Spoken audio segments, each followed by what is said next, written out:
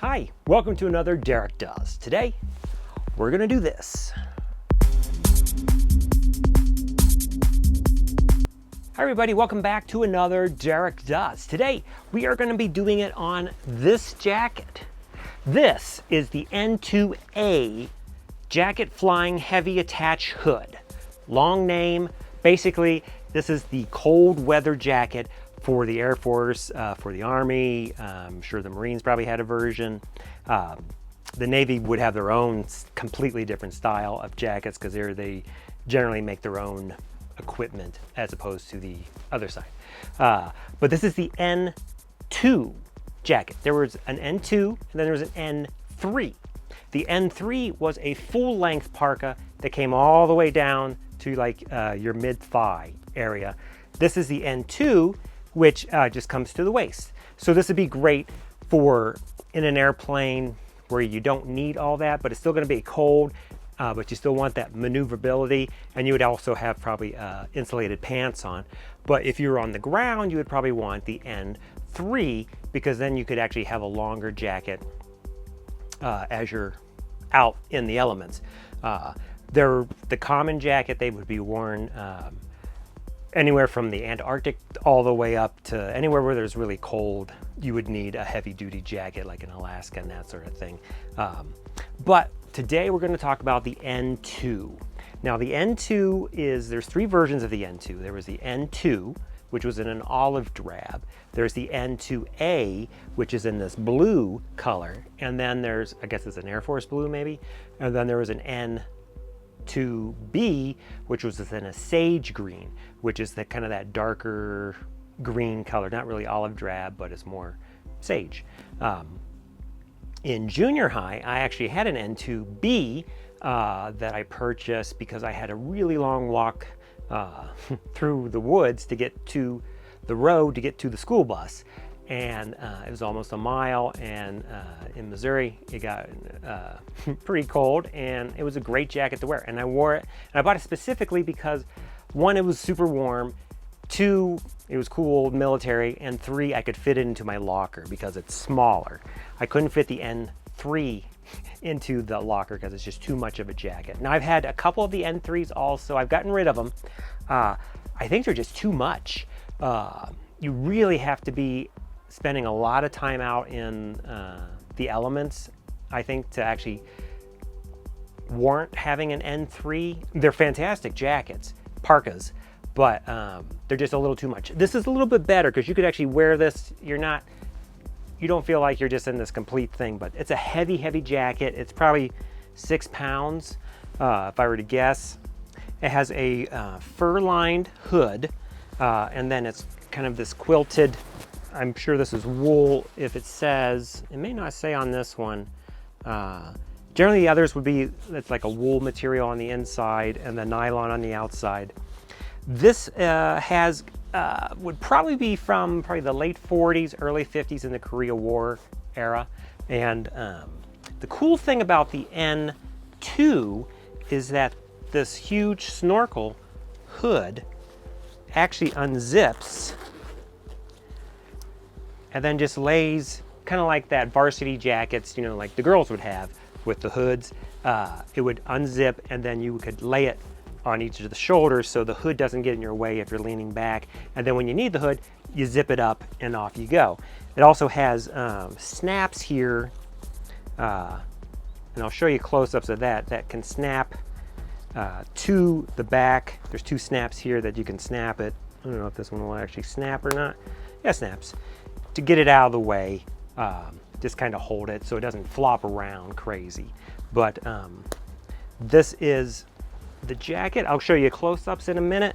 It has a couple unique features that are kind of left over from World War II, like the B-10 jackets and all the B jackets and those jackets. It has it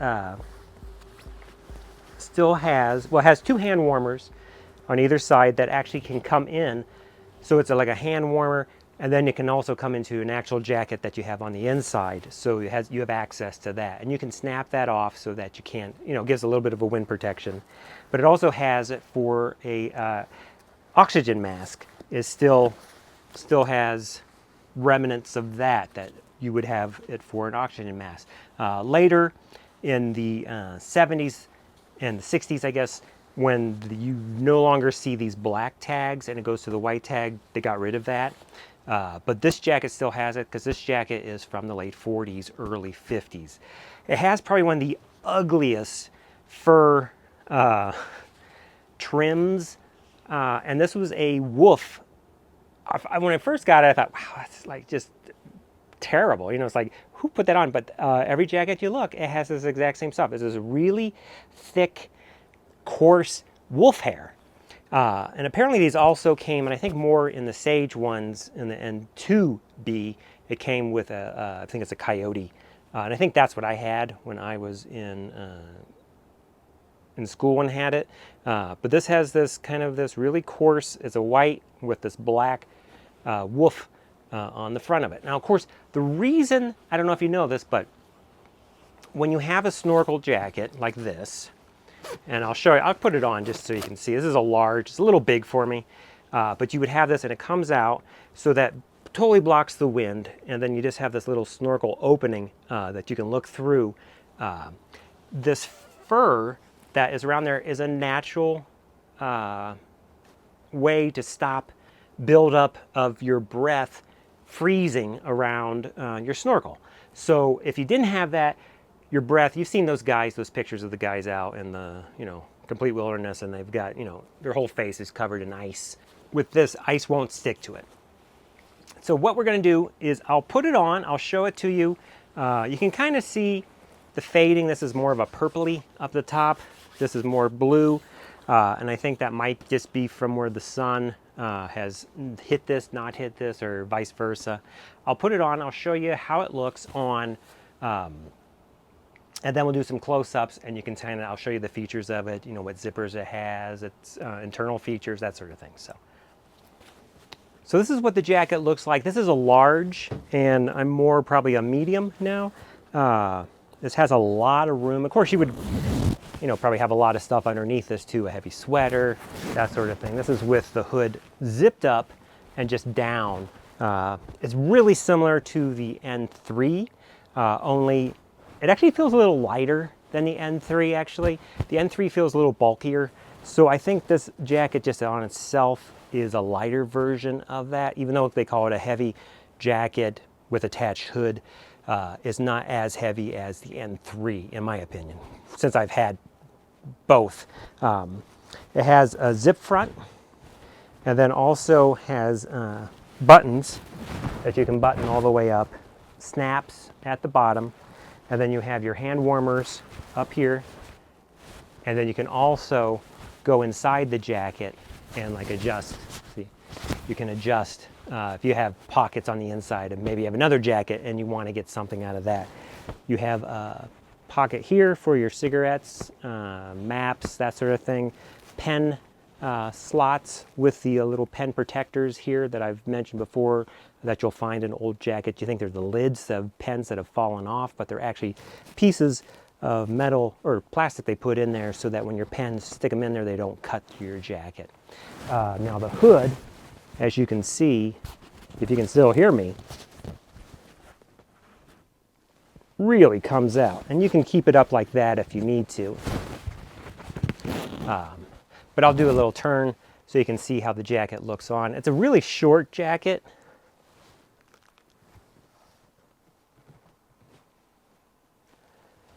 And I'll tuck in my shirt too, just so you can see it totally tucked in. I'll tuck it in as best as I can. But you can see, here we go.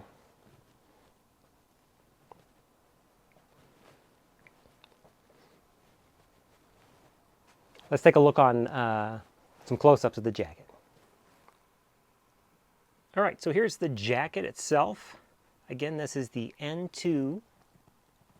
It's a fairly rare version of this because of the color, I guess, and probably didn't make as many.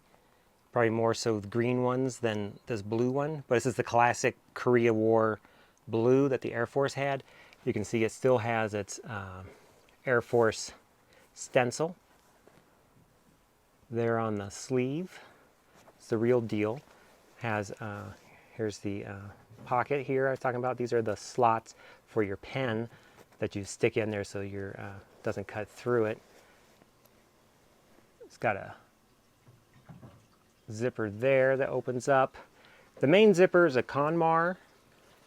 It's a real heavy duty with a little leather flap on it there to get to it. And then you have these buttons and snaps. Here's the pocket detail.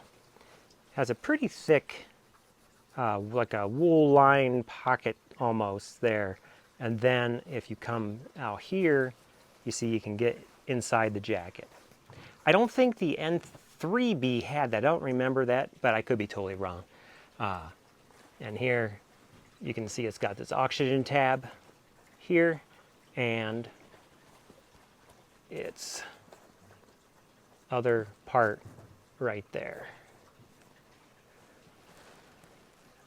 It has just a cuff on the outside. I think the N3 comes down and the cuff's inside this. So it is a lighter version of the N3B. This is of course, the N-2A. Here you can see that real soft material for the hood. I'm going to pull it around, show you the back.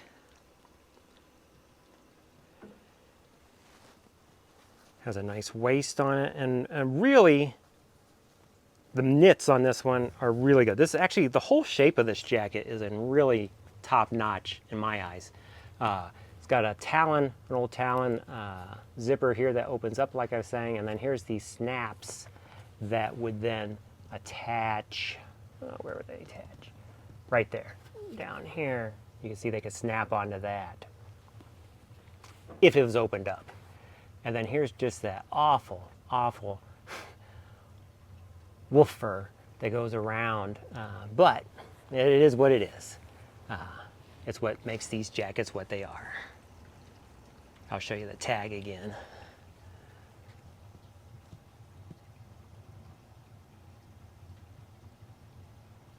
And again, size large. I haven't figured out the exact date on this one yet. I was trying to find if there was a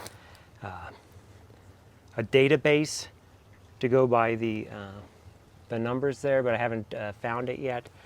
Here you can see the inside. Still great, really fantastic shape. I'm going to be selling this one just because it's not what I need. It's too big for me, and it takes up some room. So I'll probably be selling this one, probably throw it up on eBay. And then also has drawstrings too on the snorkel, as you can see there, on either side. And there you have a late 40s, early 50s Korea War vintage N-2A heavy flight jacket with hood for the US Air Force. So, yeah, that side. I couldn't remember what side it was on. It doesn't fit me bad, actually. It's got a lot of room in the waist, but of course you would have probably a lot of gear on, and you might need that, especially if you had another jacket underneath it. But this is the jacket, in case you've ever was curious, if you've seen these maybe, or maybe you have no idea about them, now you do. Maybe you want to go out there and find yourself one. I had the N-2B, again, that was the sage green. This is the A, and it's in blue. And then there's also just the no number, or letter, and that one is just an OD olive drab. I'm not sure about the fur though on each one. I think they might be different from each color. But this is the color with the wolf fur, this terrible black wolf fur on this one. And I have the hood open, as you can see. It lays really flat, it doesn't get in the way. It's just kind of like you just have heavy shoulders now because the hood has now been pushed over on either side of it. So there you go. It's a pretty cool jacket. Thought I'd kind of show you, throw it in the whole military, since I'm showing a lot of military jackets, something that maybe you not aware of, or maybe you are and maybe just like to see them. So anyway, hope you enjoyed it. If you enjoy this sort of content, please subscribe. I'm always trying to, if I find cool stuff like this, I'm going to throw it up, plus stuff that I just have in my collection, and just stuff that I just have. You know, not even a collection, it's just stuff I own. But I hope you enjoy it. Please comment. If you know a little more about this, throw it up there, because other guys are reading it and they may want to hear your I mean, obviously, I don't know a lot about these. I know a little bit. I know a little about everything. I don't know everything on anything, but there it is. So please comment, like, all that stuff, and I'm gonna see you on the next Derek Does.